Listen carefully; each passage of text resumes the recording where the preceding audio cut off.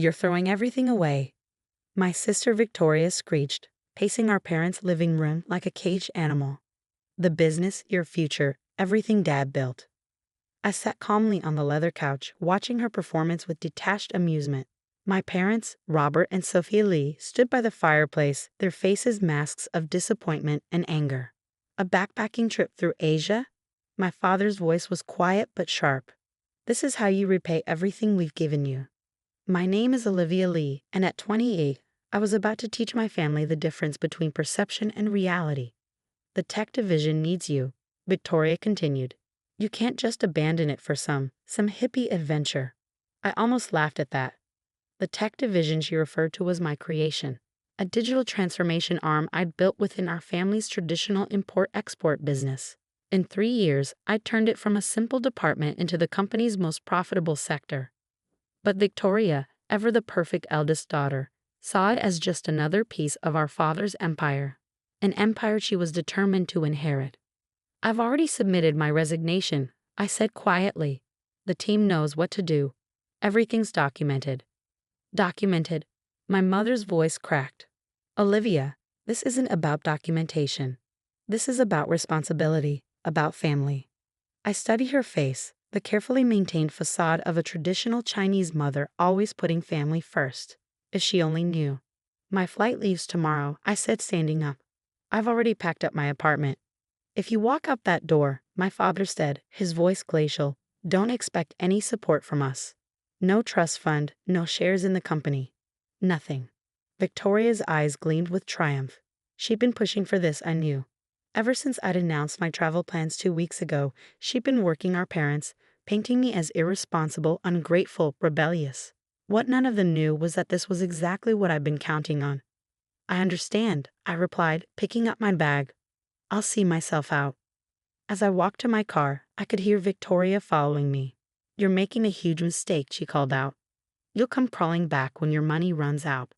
I smiled, thinking about the encrypted laptop in my bag, the contracts waiting to be signed, the deals I'd spent months setting up across Asia. While they thought I was throwing away my future on some quarter-life crisis adventure, I was actually about to close the biggest tech acquisitions in our industry's history. My phone buzzed as I started the engine. A text from Alex, my lead developer. Everything's in place. Singapore team is ready. Perfect. The backpacking trip was actually a carefully orchestrated business tour.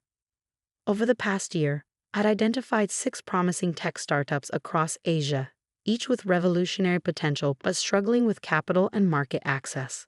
While running my parents' tech division, I'd been quietly building relationships with these companies, setting up independent investment vehicles, and preparing for this moment. My trust fund. I liquidated it months ago, converting it into cryptocurrency and offshore accounts before anyone could stop me. The shares Victoria was so smug about me losing. I'd already sold them through a shell company I created. I had everything I needed to transform these startups into a tech empire that would make my family's traditional business look like a corner store. But first, I had to let them think they'd won. That night, I checked into the Four Seasons. Not exactly backpacker accommodation, but I had appearances to maintain. Tomorrow I board a first-class flight to Singapore, where the first of my potential acquisitions was waiting. My phone buzzed again. Another message from Alex. Victoria already moving into your office. Want me to activate Protocol Echo? Protocol Echo was our failsafe, a series of carefully crafted digital breadcrumbs that would lead Victoria down exactly the wrong path as she tried to take over my division. She'd find just enough information to think she understood everything while actually understanding nothing. Do it, I texted back. And Alex, make sure she finds the secret folder. The secret folder contained months of fake reports and intentionally flawed code, a digital wild goose chase that would keep her busy for weeks while we executed our real plans. I ordered room service and opened my laptop, reviewing the final details for tomorrow. The first company on my list was a Singapore-based AI firm developing revolutionary machine learning algorithms. Their technology could revolutionize everything from financial trading to medical diagnosis, and they were severely undervalued. My phone lit up with a call from my mother. I let it go to voicemail. Olivia, her voice cracked slightly. Please don't do this. Your father, we can talk about this. Come home. I deleted the message and turned back to my work. They'd understand eventually, or they wouldn't. Either way, I was done playing by their rules. The next morning, as my flight took off, I received one final text from Victoria. Hope you enjoy sleeping in hostels. Some of us have real work to do. I smiled, sipping my champagne in first class, and began drafting acquisition paperwork for what would become a $30 million deal. The game was on. Singapore gleamed beneath the early morning sun as my car pulled up to the Raffles Hotel. Inside, Marcus Wong, CEO of NextGen Technologies, was waiting. Olivia. He greeted me warmly, finally dropping the junior tech director act. I grinned. Marcus was one of the few who knew my real plans. We'd been secretly collaborating for months, laying the groundwork for what was about to happen. Victoria's probably redecorating my office as we speak, I said, accepting the coffee he offered. Did she take the bait? He pulled out his tablet, showing me surveillance footage from his company's servers. There was Victoria, logged in under my old credentials, downloading what she thought were NextGen's confidential files. She accessed the honeypot data 3 times last night, he reported. Your sister's nothing if not persistent.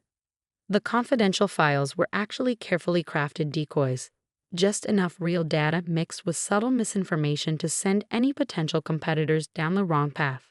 Victoria, in her eagerness to prove herself worthy of running the tech division, was walking right into our trap.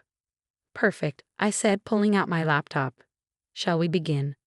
The next 4 hours were intense. We finalized the acquisition terms, signed the preliminary paperwork, and set in motion a series of carefully planned stock transfers. By lunch, I owned 51% of NextGen Technologies.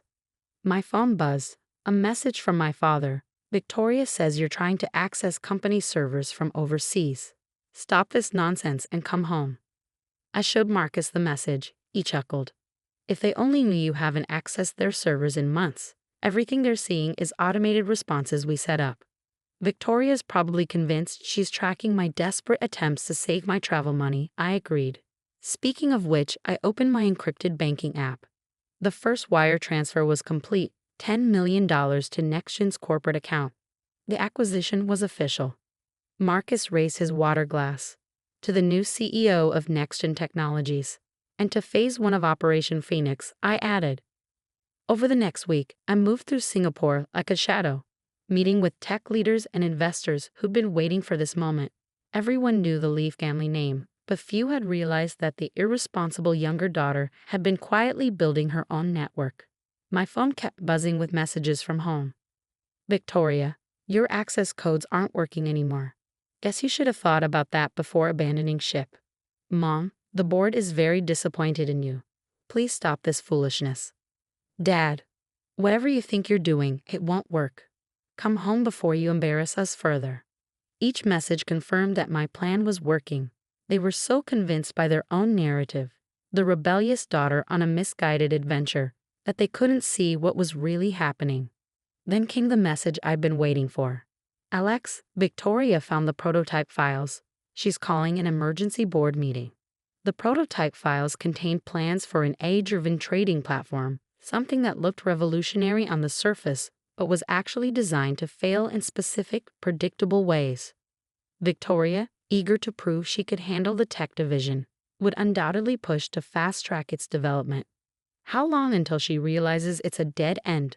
I asked during my nightly video call with Alex. 2 months minimum, he replied. By then, we'll be ready to launch the real platform through NextGen. My next stop was Seoul, where a quantum computing startup was waiting. Their technology, combined with NextGen's AI algorithms, would form the foundation of something unprecedented. But first, I had to maintain my cover. I posted carefully curated photos on social media, me at tourist spots, pretending to stay in budget hotels while actually working from luxury suites, looking every bit the carefree backpacker. Victoria couldn't resist commenting, "Hope you're enjoying spending your savings on street food while some of us are running a real business."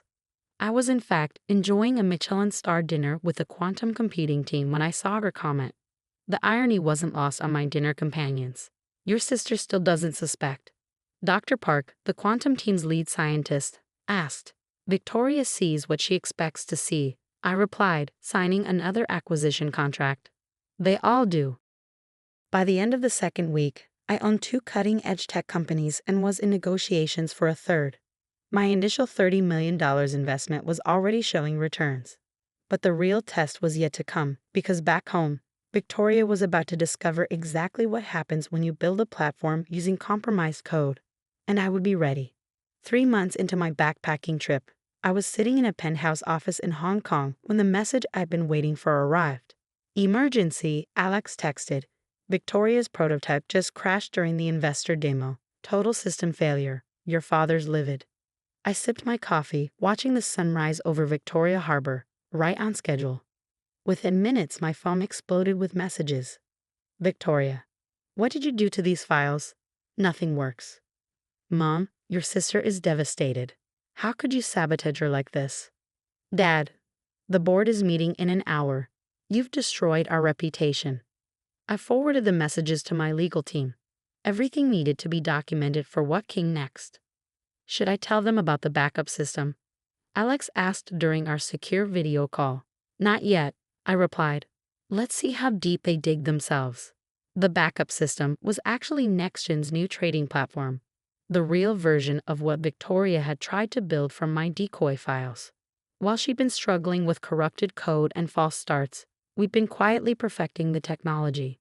My phone rang. Victoria, for the first time in 3 months, I answered. You vindictive, she snarled. You planted those files, didn't you? Set me up to fail. Did I? I kept my voice calm. Or did you just assume you could handle technology you didn't understand? The board is calling for a full audit. Dad's shares have dropped 15% since the demo. Are you happy now? I checked my trading dashboard. The Lee family company's stock was indeed plummeting, which meant it was time for phase 3. Actually, Victoria, I said, I'm very happy. Check your email. I hung up and sent the pre-prepared press release to every major financial news outlet in Asia. Lee Dynamics announces revolutionary AI trading platform. Only it wasn't our father's company making the announcement, it was Lee Tech Solutions, my new company built from the acquisitions I'd made during my backpacking trip. Within an hour, the story was everywhere. The prodigal daughter hadn't been running away. She'd been building an empire. NextGen's technology, combined with quantum computing and 3 other strategic acquisitions, had created something unprecedented. My phone rang again. This time it was my father. What have you done? His voice was barely controlled. Built something of my own, I replied. Without the family name, without your connections. Just me, my skills, and the people who believed in my vision. The board wants answers. Our investors are jumping ship. They should be, I said. Because in about an hour, Lee Tech Solutions is going public, and we're offering to buy out your tech division at a very generous discount, considering its recent difficulties. The silence on the other end was deafening. You planned this, he finally said. All of it, the backpacking story, the files Victoria found. I learned from the best, Dad. You always said business was about strategy, about seeing 10 moves ahead. The IPO was a historic success. By the end of the day, my company was valued at over $500 million. The Lee family business, meanwhile, had lost nearly 40% of its market value. Victoria sent one final message. You could have told me. Like you told me about convincing Dad to pass me over for promotion last year, I replied, or about sabotaging my original proposals for the tech division. She didn't respond. A week later, I returned to Singapore, this time openly as the CEO of Asia's most talked about tech company. The media loved the story, the daughter who turned a backpacking trip into a business empire. My parents eventually accepted my offer to buy their tech division. They didn't have much choice. Their investors were demanding action after the prototype disaster. Victoria, she left the company. Last I heard, she was trying to launch her own startup. I wish her luck. She'll need it. As for me, I kept the backpack I bought for my trip. It sits in my office as a reminder that sometimes the best way to win isn't to fight the story people tell about you. It's to let them believe it until the perfect moment to reveal the truth. My mother finally asked me during a tense family dinner months later, why go through all the deception?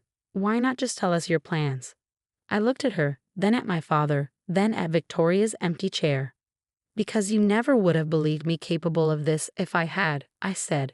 You needed to underestimate me, to dismiss me. It was the only way I could build something truly mine. They couldn't argue with that. Today, Lee Tech Solutions is valued at over $2 billion.